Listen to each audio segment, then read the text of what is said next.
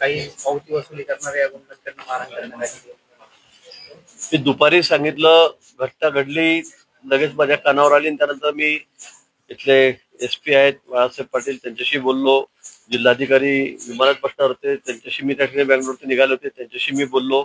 सगळ्या अधिकाऱ्यांना सूचना दिलेल्या आहेत।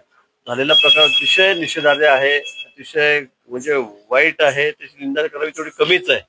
ज्या पद्धतीने व्हिडिओ शूटिंग त्या ठिकाणी झालं, बघणाऱ्यांनी केलं, आणि ज्या पद्धतीने या गुंडांनी मिळून, गुंडच म्हणेल मी त्यांना, असं 7-8 जणांनी मिळून पत्रकारांना ज्या पद्धतीने मारहाण केली, खरं म्हणजे यांना कडक शिक्षा झाली पाहिजे। सगळ्या घटनेच्या पण चौकशीच्या ठिकाणचे आदेश दिलेले आहेत आणि कोणीही दोषी यातून सुटणार नाही।